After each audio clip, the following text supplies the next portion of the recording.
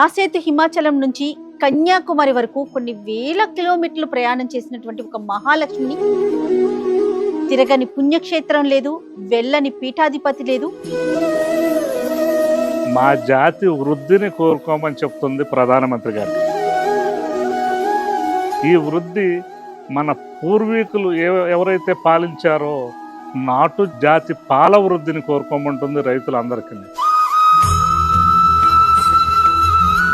నోరు లేని ఈ మూగజీవి కన్యాకుమారి నుంచి కాశ్మీర్ వరకు 158 కిలోమీటర్ల కాలినడకన వెళ్ళింది. సాక్షాత్తు పార్లమెంట్లోకి వెళ్ళింది.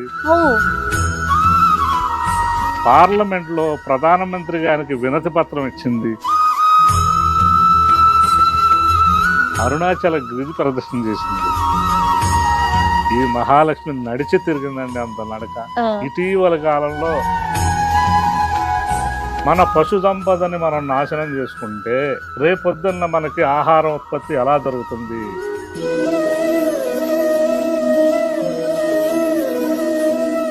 నమస్తే అండి. ఆసేతు హిమాచలం నుంచి కన్యాకుమారి వరకు కొన్ని వేల కిలోమీటర్లు ప్రయాణం చేసినటువంటి ఒక మహాలక్ష్మిని మీ అందరికీ పరిచయం చేస్తానండి. ఆవిడ యొక్క ముఖ్య ఉద్దేశం మీరందరూ ఆరోగ్యంగా ఆనందంగా ఉండండి, మీతో పాటు మమ్మల్ని కూడా ఆనందంగా సజీవంగా ఉంచండి అని చెప్పి తిరగని పుణ్యక్షేత్రం లేదు, వెళ్ళని పీఠాధిపతి లేదు. అంటే కొన్ని వేల కిలోమీటర్లు ప్రయాణం చేసింది అంటేనే మీకు అర్థమవుతుంది కదా ఎవరు ఏంటి అనుకుంటున్నారా? పూర్తి వివరాలు రవిచంద్ర గారిని అడిగి తెలుసుకుందాం. నమస్తే రవిచంద్ర గారు. నమస్కారం అండి. ముఖ్యంగా ఈ రోజు నేను ఇక్కడ దాకా రావడానికి ప్రధాన కారణం వృద్ధిని చూడటానికి. ఈ వృద్ధి మా జాతి వృద్ధిని కోరుకోమని చెప్తుంది ప్రధానమంత్రి గారికి. ఎస్, ఈ వృద్ధి మన పూర్వీకులు ఎవరైతే పాలించారో నాటు జాతి పాల వృద్ధిని కోరుకోమంటుంది రైతులందరికీ. సుమన్ టీవీ ప్రేక్షకులారా, చేతులెత్తి దండం పెట్టి నేను వినతి చేసేది, మానవ జాతి మనుగడకి కారణమైనటువంటి మహాలక్ష్మి ఈ యొక్క గోవు సంతతి. ఈ గో సంతతి వృద్ధి కోసం నోరు లేని ఈ మూగజీవి కన్యాకుమారి నుంచి కాశ్మీర్ వరకు 5158 కిలోమీటర్ల కాలినడకన వెళ్ళింది. వెళ్ళటమే కాదు, సాక్షాత్తు పార్లమెంట్లోకి వెళ్ళింది. పార్లమెంట్లో ప్రధానమంత్రి గారికి వినతి పత్రం ఇచ్చింది. అమిత్ షా గారికి వినతి పత్రం ఇచ్చింది. అలాగే నితిన్ గడ్కరీ గారి ఇంట్లో ఒక రోజు ఉంది. అనేక మంది మన వేద పండితులు దీనికి 14 రాష్ట్రాల్లో పూజలు చేయటం జరిగింది. ఇరుముడి కట్టుకొని మన అయ్యప్ప స్వామి కొండకెళ్ళి శబరిమలకి వెళ్ళి ఆ యొక్క ముఖను కూడా సమర్పించుకుంది.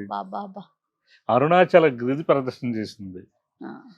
మన యాదగిరి గుట్టలో లక్ష్మీ నరసింహస్వామి గిరి ప్రదర్శన చేసింది.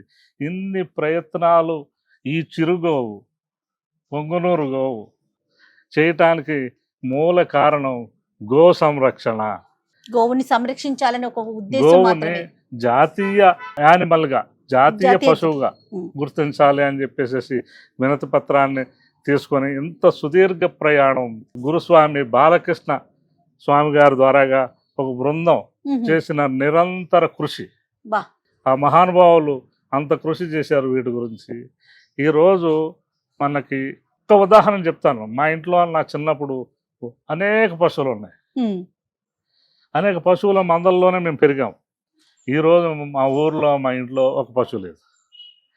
ఇదే పరిస్థితి పల్లెటూరులో ప్రతి గృహంలోనూ ఉంది. మన పశు సంపదని మనం నాశనం చేసుకుంటే రేపొద్దున్న మనకి ఆహారం ఉత్పత్తి ఎలా జరుగుతుంది?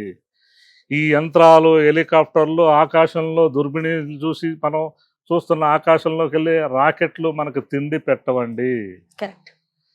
భూమాత, గోమాత, రైతు మాత్రమే తిండి పెడతాడండి.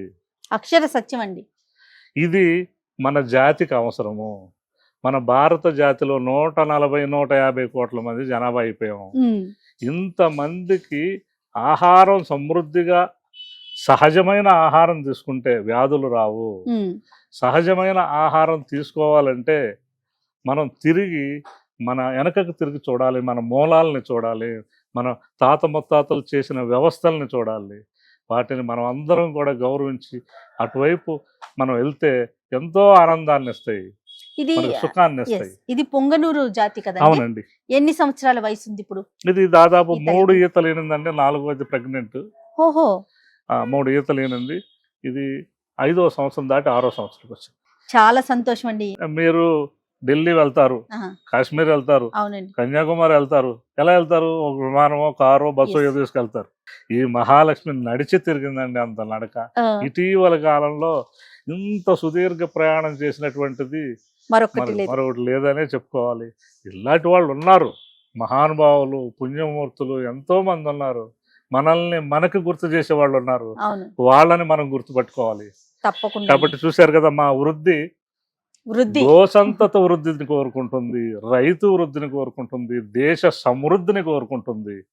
సో ప్రతి ఒక్కరూ కూడా వృద్ధి అని ఎంత చక్కని పేరు పెట్టారండి. ప్రతిదీ కూడా వృద్ధి చెందాలనే ఒక ఉద్దేశంతో గోసంతతిని కాపాడుదాం. అప్పుడే మనమంతా కూడా రక్షించబడతాం.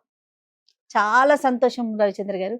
ఎంత ఆనందంగా అనిపిస్తా ఉందంటే, నేను విన్నాను మీ మాట, ఫోన్లో విన్నాను, కళ్ళతో చూడాలి. ఎందుకంటే ఇన్ని వేల కిలోమీటర్లు మా జాతిని కాపాడండి అని చెప్పి ప్రయాణం చేసింది అంటే ఎంతో మంది మఠాధిపతుల్ని, పీఠాధిపతుల్ని కలవటం చూడండి, చాలా గొప్ప విషయం అండి. భిన్నత్వంలో ఏకత్వం ఉన్న దేశం మనది. అవును. అనేక రాష్ట్రాల్లో అనేక భాషలు, అనేక సంస్కృతులు, అనేక కట్టుబాట్లు, ఆహారపు అలవాట్లు రకరకాలు. వీటన్నిటిని చూసుకెళ్ళింది. వీటన్నిటిలో పువ్వులు, ఎన్ని రకాల పువ్వులు, ఎన్ని జాతుల పువ్వులైనా దారం ఒకటే. ఉమ్, ఉమ్, ఆ దారమే మన సనాతన ధర్మం, గోమాత. yes, నమస్కారం అండి. నమస్తే.